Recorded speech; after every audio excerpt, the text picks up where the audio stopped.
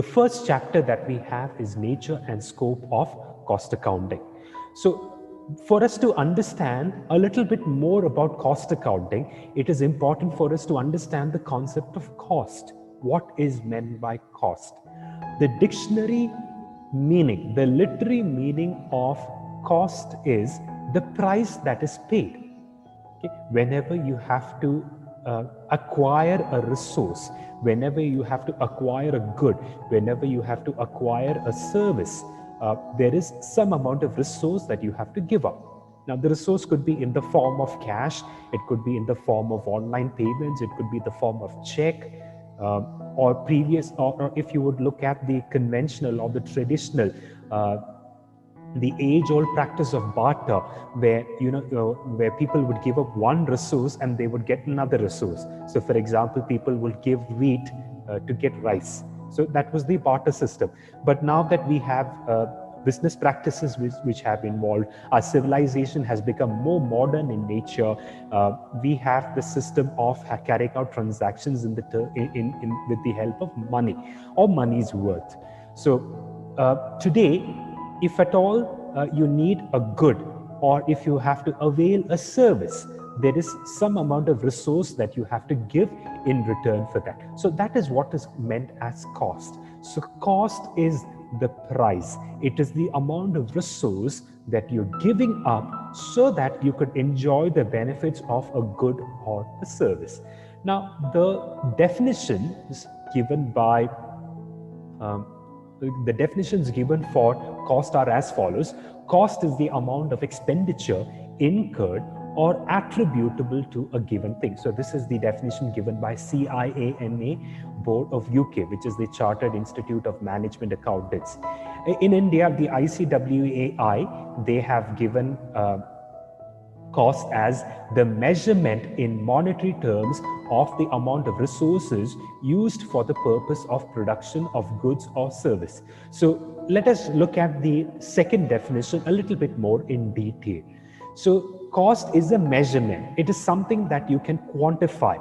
It is something which has a definite value. Now, the definite value is expressed in terms of money.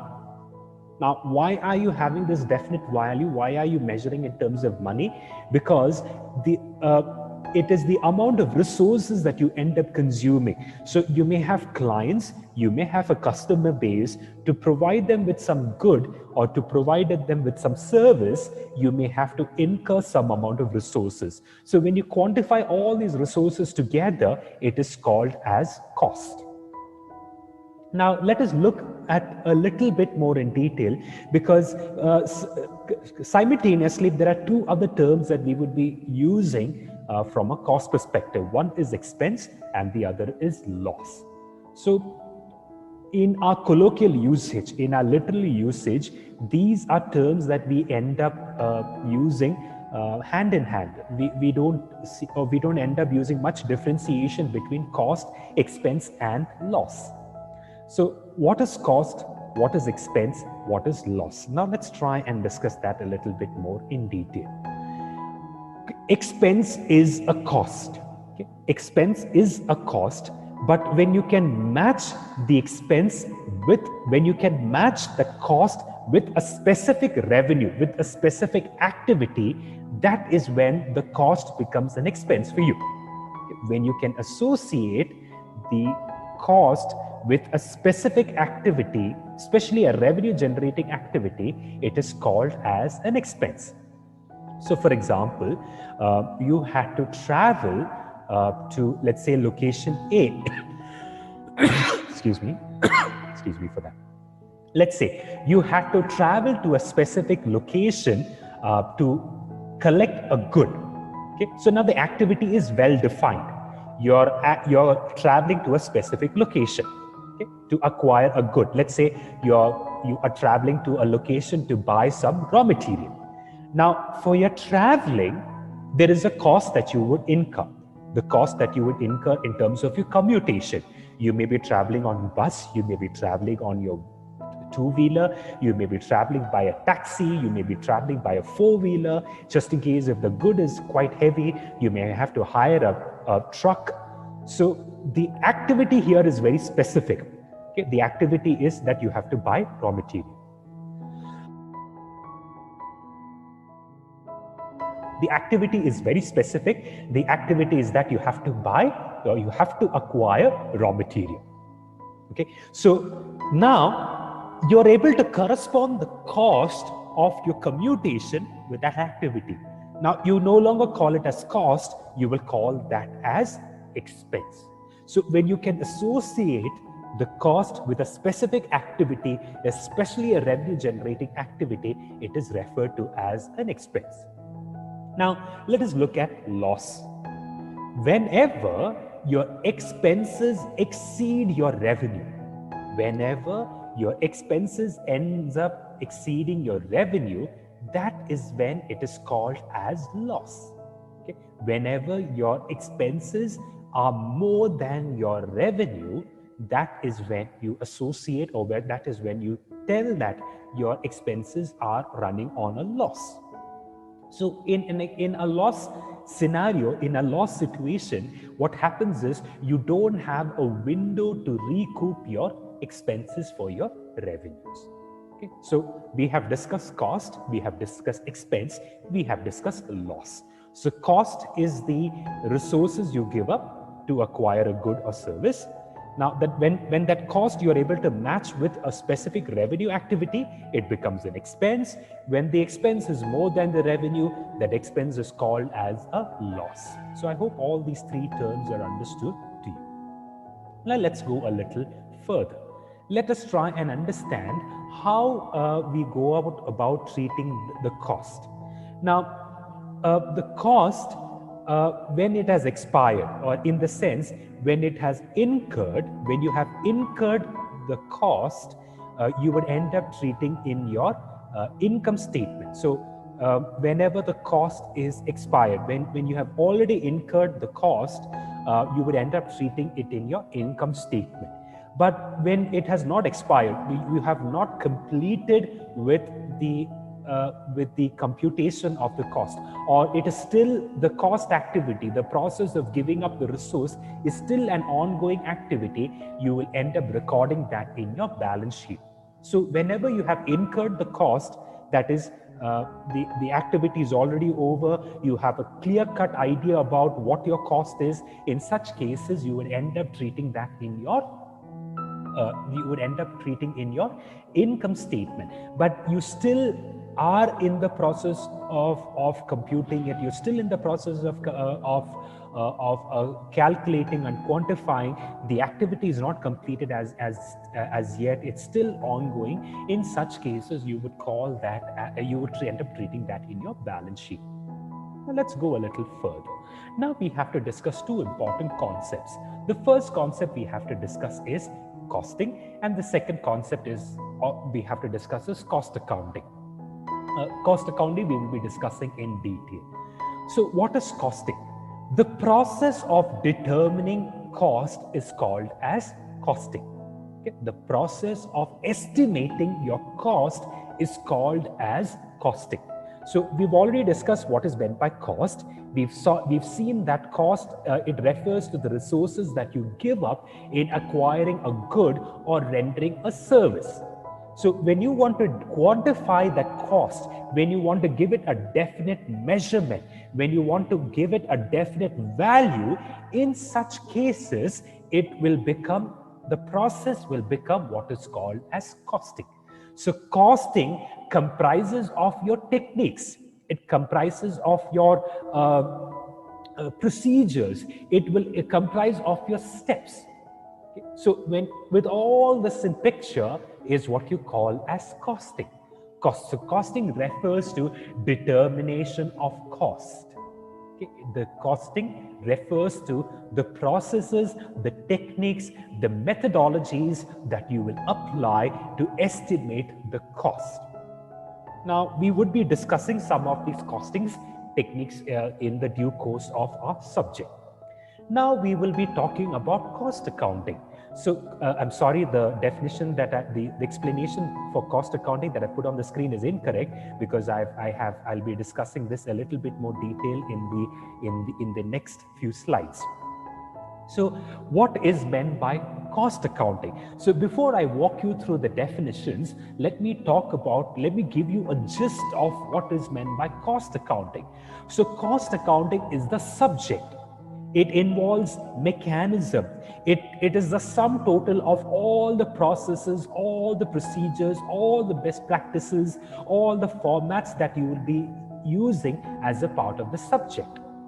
So it comprises of all the mechanisms. It is a systematic process. It comprises of a formal, well-defined procedures and processes together by which you can go about determining the cost. So for you to carry out cost accounting, you would need some principles, you would need some conventions, you need some guidelines, you would need some rules, you would need some best practices. To go a little further, you would need some formats, you would need some prescribed statements, you would need some techniques, you would need some methodologies. So the sum total of all this together is what you call as cost accounting. Now, why would you need cost accounting? Cost accounting will help you to plan and control the utilization of the resources in your firm. Okay, so let me start from the beginning once again. We spoke about cost. We saw that cost refers to it is the measure of resources you end up giving up to render a service or to acquire a good. Then we spoke about cost accounting. So cost accounting, I told you, it is the methods, it's the process of calculating or estimating the cost. One step ahead, the sum total of all the processes, procedures, techniques, formats, all this put together, that is what is called as cost accounting. Now, let us discuss a little bit more in detail by visiting the definitions of cost accounting. The application of costing and cost accounting principles, methods, and techniques to science, art, and practice of cost control and ascertainment of profitability. So that's a very technical definition. Now I'll try and explain it to you in simpler form by looking at the second definition. The application of accounting and cost principles, methods, techniques in the ascertainment of cost and analysis of savings or excess cost incurred as compared to previous experience or with standard. So for cost accounting, when you look at it, it is a subject. The subject comprises of certain accounting and cost principles. So in your first semester, you would have already discussed, we would have already learned GAAP, Generally Accepted Accounting Principles. You would have learned the concepts, you would have learned the conventions. So these are assumptions, these are best practices which are given to the accountant so that he could carry out the process of bookkeeping and preparation of final accounts very well. Okay. So likewise, you need some principles for costing as well, for your cost activities as well. Now, why would you do this? You're doing all this because you could go about determining or estimating what are your costs. So we spoke about cost, we spoke about costing, and we spoke about cost accounting. Now let's go a little bit more ahead. Now, what are the advantages of cost accounting? Why would we need cost accounting as a subject? Why is it necessary for us to have cost accounting as a subject? So the reason why we will need cost accounting is because it helps you to ascertain your cost. Okay?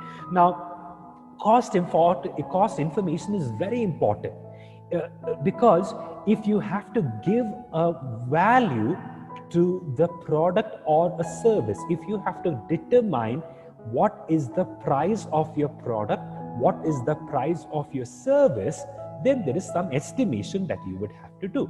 There is some calculation that you would have to do. But for you to arrive at this conclusion, you need some background information, you need some basis. So it's just like this: you walk into a phone shop and the shopkeeper tells you this phone costs 10,000. But how did they come at the price tag of 10,000? So they would have analyzed the technical specification, how much of RAM does the phone have, what is the camera capacity, what is the storage capacity, what is the platform, what is the software platform on which it will run. Then they would have analyzed the features. What are the capabilities of the phone?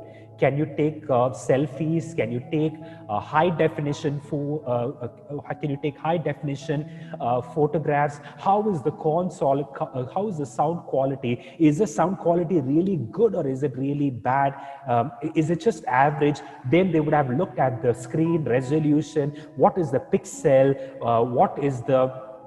What are the number of megapixels that the screen can handle? How is the screen resolution? Does it give you crystal clear pictures, or does it give you just some blurred pictures? They would have analyzed all these pieces of information.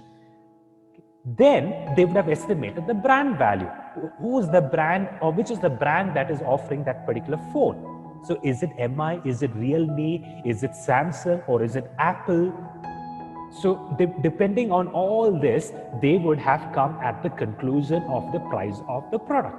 But for you to arrive at this, you need some basis. So for example, the moment we talk about Apple phone, Apple iPhone, okay, people by default, they have an expectation. They know that the phone will be costly. Now, how is it that they know that the phone will be costly? They know that the phone will be costly is because Apple products are beautiful. They are excellent in nature. So we know that the technical specifications in the phone would be really amazing. We know that the features are really good. And we know whatever the company commits, they would stand for it. So it will help. So the company would evaluate all these parameters, and that is how they would come to the conclusion of the price of the product or service. So for you to estimate what is the cost of your product, what is the cost of your service, you need some basis, you need some platform, you need some background information. So all this is done with the help of cost accounting. So cost accounting will supply the required information to the respective departments so that they could estimate, they could calculate, and they could tell that such and such is the price of the product, or such and such is the price of the service. So for example, yesterday I was going through Urban Ladder Urban Clap platform. So due to this present lockdown, they have started what is called as home salon services. So all that you just have to do is install their app, share your address details, and schedule an appointment with the salon specialist. They would come home and they would carry out the haircut. And then they had different slabs. So if it's just haircut, it is 250. If it's haircut with head massage, it is 400. If it's haircut with massage and then shaving, then the price is so much. Okay? And then they were explaining what are the precautions that they're doing. So when the specialist would come home, they would set up the entire place. They would put, they would have a spread laid out in the place where you're going the haircut to make sure that your hair does not spill out. Then what they would do is they would use brand new clothing, accessories. They would end up sanitizing all the accessories that such as scissors, razor, brush, comb. They would end up sanitizing all this right in front of you. They would do all this. Then what they would do is they would carry out the haircut. Once the haircut is over, they would end up cleaning up the entire place. And then if you're happy, you could go ahead and pay them, and then you could provide some tips to the person who's rendering that service for you. Okay? But now, so if you look at the conventional system, if you would walk into a salon for a haircut, it would start all the way from 80 rupees depending on the kind of services that they're giving you. But now the same haircut is costing you 250 rupees.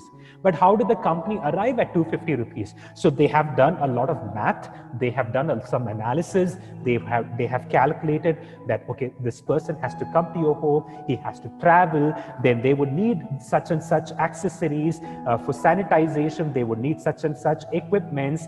They would have to carry out the haircut. For carrying out the haircut on an average, such and such is the time. Then they would have to dispose certain things. For example, the spread that they're using, it cannot be reused. It has to be folded. It has to be disposed of. So they have done all this calculation, and then they have pressed a price tag of 250 rupees for haircut at home. So how did they do this? They cannot just come and say, okay, the price is 250 rupees. They cannot come and fix an arbitrary figure. Okay? They cannot come and fix an arbitrary figure. So they have come to this conclusion on the basis of certain past experience. They have come to this conclusion on the basis of some previous information. I'm getting a query in the chat saying that someone has some doubts. So what I request you to do for time being is that please make a note of your doubt. I will allocate certain amount of time, and then I will be more than happy to clarify your doubts in one go. Respecting everyone's time and effort in joining for the classes online, I would be allocating maybe a specified amount of time towards the end so that I could clarify all your doubts. So what I request you to do now is please jot down your doubts so that we could save time with our discussions. Next advantage of cost accounting is that it helps you to control your cost. It is very important for you to ensure that your cost is contained within a specific within a specific amount. So for example, let's say you decide to go out and have a tea, okay, and now you could have tea. The price of the tea, the cost of the tea that you're planning to enjoy, it would depend on the place. So if you walk into a neighborhood tea store or tea shop, it may cost you 10 rupees. If you decide to go somewhere a little bit more expensive, like maybe a coffee day, it may be a little bit more expensive. If you decide to go to somewhere like Barista, it may be a little bit more pricey. If you decide to go somewhere else, it may be a little bit more costly. So, or let's say if you decide to walk into a place like Marriott Hotel, a cup of tea would cost you 200 rupees over there. So unless and until you have a judgment, unless and until you have a cap, unless and until you draw a borderline, it would be very difficult for you to control your costs within the limits. Okay, unless and until you exercise certain judgments, it would be very difficult for you to contain the cost. Now, whenever you set a certain upper limit, it should be also based on certain logic. You cannot come to a conclusion blindly. So let's say you decide to go out and watch a movie, and you say, okay, I'm planning to go out and watch a movie, but the maximum amount of money that I can spend for watching a movie would be 10 rupees. Now that is a totally irrational judgment that you've come to, because on an average, if you go to a multiplex, the ticket would cost you at least 100 rupees. So the upper limit that you had set of 10 rupees, it is not scientific in nature. It does not have any rational, it does not have any logic. So for you to have effective cost control mechanisms in your organizations, you should have some basis, you should have some past details, you should have some past information. So this again would be made available to you with the help of cost accounting. So cost accounting will help you, it will provide you, it will supply you with adequate inputs so that you could have an effective cost control mechanism. Next reason is it will help you in your cost reduction. So cost reduction means there are certain costs that you've identified. You have figured out that you could live away with this, and you want to contain your cost. So for example, there's this classic case study about American Airlines. Okay, so American Airlines, it is an airlines player in USA. They cater to more of domestic airline services, much like how AirAsia or Indigo would operate in India. And what this company figured out was at some point of time, they were incurring a lot of cost.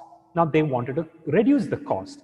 Now, when they did their analysis, they figured out that they were giving a lot of premium services to their customers. Okay? And the company did a little bit more analysis, and what they figured out was that if they reduce the number of olives in the salads that they're serving, they could save close to $40,000 a year.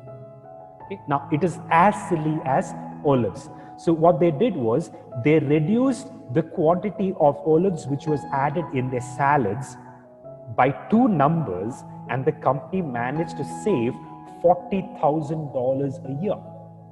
Okay? Now, $40,000, if you convert into Indian rupees, it is really huge. It is really big. The amount is really, it would run into a few lakhs altogether. Okay? But what was the cost reduction that they brought in? As silly as reducing 2 olives in the salads that they were serving. So they figured out that when they did the analysis, they figured out that serving so many olives in the salad, the customers are ending up wasting that. It is not bringing any value addition, and they could also reduce the cost by reducing the number of olives. So maybe a step as silly as reducing the number of olives, and the company ended up saving a lot of money. Now, the next advantage of cost accounting is that it helps the management. Now, for the management to take certain important decisions, okay, for the management to take certain key decisions with respect to the functioning, with respect to how they function, how they carry out. Okay, this cost accounting will provide certain important basis. So some of the important decisions that the management will have to take is make or buy. Okay? Now, sometimes what happens is, in the case of complex equipments, the components needed for that particular equipment, either the company will have to make or the company will have to buy. Okay? The company will either have to make or the company will have to buy. Let me give you a very classic example. Let's pick up the automobile industry, car manufacturer. Let's pick up the case of, let's say, Maruti Suzuki. Now as of now it is Suzuki. So let's pick up the example of Maruti Suzuki. Now, if you took up a Maruti Suzuki car, let's pick up the example of Swift. If you pick up the Swift car, there are a lot of components which goes in. Okay, it would need screws, it would need nuts, it would need bolts, it would need axles, it would need plastic covers, it would need glass, it would need electrical components, it needs light, it needs wire. There are so many components which are needed to manufacture a complete car. Okay, now the management has to decide, do we buy or do we make? Okay, so let's pick up the example of tire. Now, the tires which are used by the Maruti cars are not made by Maruti Suzuki. Why is that? When the management did an analysis, they figured out that if the company has to manufacture car tires, they would need a separate facility for it. Now, it's just not enough for them to have facility. They should have a separate management team. They should have a separate R&D team, because the threadings that are done, the blocks which are brought in, it has been designed based on a lot of conscious R&D efforts. So the tire design cannot be it cannot be made just like that. There are some careful analysis which has to be done. Now, once the company starts manufacturing tire, there is a question of storage. Then you have to have production facilities. You must have people to come and work there. So there are a lot of questions. There are a lot of activities that the management will have to take care if they have to think about the process of manufacturing tires within the organization. If they have to start manufacturing tires, if Maruti Suzuki has to manufacture its own tires, then there are a lot of activities which are involved. But when the company did an analysis, they figured out that it is a lot feasible for them to buy rather than to make. So that's the reason why, if you look at the Maruti cars, the tire component that you see in the Maruti car, it has been made, it has been bought from someone who's already a specialist in the tire manufacture area. So someone like maybe C8 or someone like MRF, okay, or someone like Firestone. Okay, they have already specialized in that area. So they already have the expertise, they already have the knowledge. So since they're already specialized in that area, that's the reason why the company would feel that it is a lot economical for them to buy rather than to make. So another example, I hope all of you know that your mobile phone, for it to function or for it to carry out smart functions, advanced functions, it needs a high-end processor. Now, the processors which are used in your mobile phone, it comes from a company which is called as Qualcomm. It comes from a manufacturer called as Qualcomm. Now, why does all your mobile manufacturers like, Realme or Redmi, they would end up sourcing their processor requirements from Qualcomm? Why doesn't MI start manufacturing its own processor? Because if they evaluate the cost that the company incurs in developing its own processor, it may prove to be too costly. So especially those of you who are Apple fans, you must have read recent news articles where Apple has decided to go ahead and come out with its own processor. Now, why is the company making a radical shift right now? Until now, it was depending on Samsung and Intel to, for the processors. Now it is making a huge switch over. Why are they doing that? They're doing that because for their requirements, they have figured out that, depending on someone else outside, it would be a lot economical for them to develop in-house processors. So sometimes what happens is the companies will have to take key decisions as to whether to buy or to make. So such decisions are made with the help of analyzing cost. Another important decision that the management has to take is, to continue with a product line or to discontinue with it. Okay, to continue with a specific product line or to bring an end to it. Okay. So sometimes what happens is, for example, Tata Motors. Okay. Tata Motors, they were in fact one of the largest car manufacturers in India, and a few years back they decided to pull the plug on their prize project, which was Tata Nano. Now, why did the company decide to pull the plug? They decided to discontinue that product itself. Why did they decide to do that? They decided to do that is because they found out that the cost of continuing production of Tata Nano is way higher than discontinuing that itself. Okay. So the management took this key decision based on looking into some cost analysis. Last week, there was a very important announcement which was made by Tata and Sons, Chandrasekhar Narayanan, the present chairman of Tata and Sons. They have decided to discontinue. They've decided to discontinue their presence in passenger segment. Okay, which means they decided to discontinue. They decided to pull the plug on the passenger segment.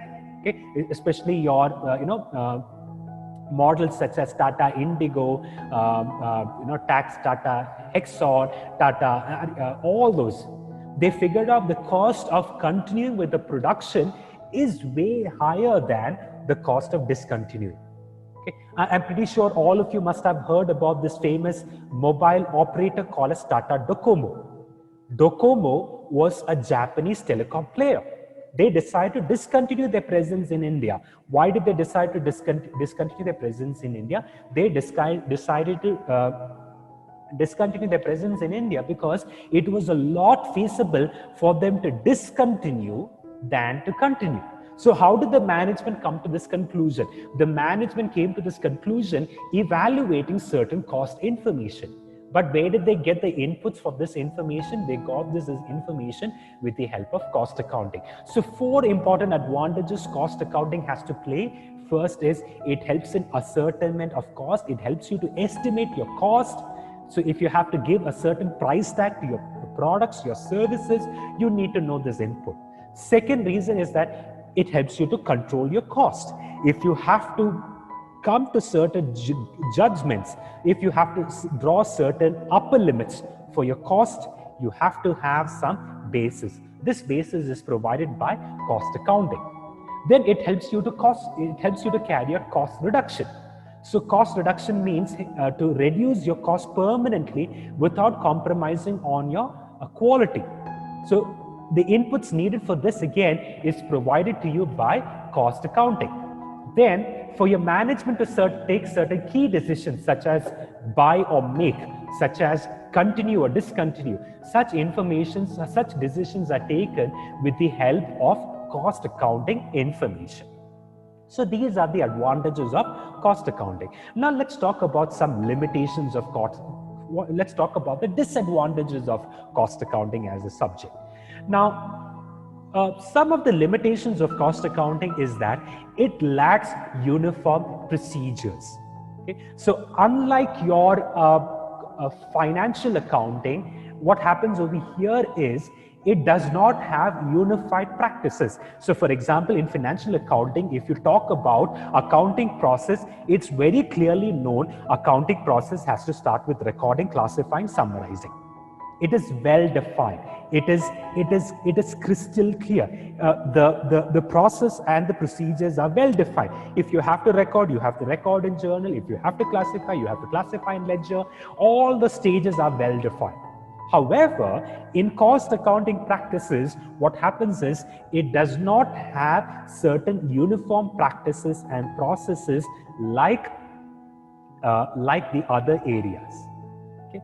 Another disadvantage of cost accounting is that it lacks, the practices would vary from industry to industry. So for example, cost accounting practices in manufacturing firm cannot be applied to service industry. So how you determine the cost of a product is not how you would estimate the cost of a service. So the practice is depending from industry to industry. Okay? So you cannot have unified practices. So for example, whether you go to service industry or whether you go to manufacturing industry, accounting process will remain uniform. So the practices of financial accounting is the same, which is not the case in cost accounting. So cost accounting, how you estimate your cost in manufacturing firms is not how you will estimate your cost in service industry. Then another disadvantage of cost accounting is that the practices of cost accounting, it is a costly affair. You must have qualified people handling your cost accounting activities. Next thing is, these people who are specialized in cost accounting, they have to be paid quite hefty remunerations. Okay, they have to be paid some hefty remunerations. Their remuneration, the remunerations that are demanded by them, it is quite high in nature. So it is a costly affair. Then for you to carry out effectively your cost accounting practices, there are some dependencies. Okay? You must have certain procedures in place. You must have certain practices in place. You must have certain guidelines. You must have certain best practices. So implementation of all this is a costly affair. Then in cost accounting, there are too many concepts, there are too many conventions. So which means if you have to understand cost accounting practices, it is not easy for a common man. It is not easy for a common man, which is one of the reasons why you don't have many practitioners in the area of cost accounting. You don't have many people who go for CMS certification. You don't have many people who would go for cost accountancy, who do not who refuse to, or who are quite hesitant in pursuing courses with ICWAI. It's because it is quite complex, it is quite difficult, it is not an easy subject to understand. Another disadvantage of cost accounting is that for you to effectively carry out your cost accounting practices in an organization, like cost reduction, cost analysis, taking management decisions with the help of cost analysis and all this, it needs a lot of data. Now, for you to generate this data, you must have, people, you must have processes, you must have procedures implemented in place such that all these data are collated and kept together. Okay, so these are the 5 disadvantages of cost accounting that I would like to discuss with you. So first is that it lacks uniform procedure. It varies from industry to industry. Cost accounting practices are costly. There are too many concepts, there are too many conventions. Then it is a data-centric subject. Okay, it is a data-centric subject. So let us just quickly revisit what we have discussed once again. We started off with cost. We saw that cost refers to the amount of resource that you incur for availing a good or a service. Then we spoke about costing. We saw costing refers to the practice of acquiring the techniques of cost, determining cost is what is called as cost accounting. The sum total of all the guidelines, all the processes, all the procedures together is called as cost accounting. We discussed the advantages of cost accounting. It helps you to a certain cost. It helps you to control the cost. It helps you to reduce the cost. It helps the management to take certain decisions. Then next thing is, next we discuss the disadvantages of cost accounting. In disadvantages, we discussed that it lacks uniform procedures. The practices would vary from industry to industry. Cost accounting practices by itself, it is a costly affair. There are too many concepts, there are too many conventions. Then it is a data-centric subject. Okay? So I will stop here for now. Just in case if there are any doubts, if there are any clarifications that you would need, I would be more than happy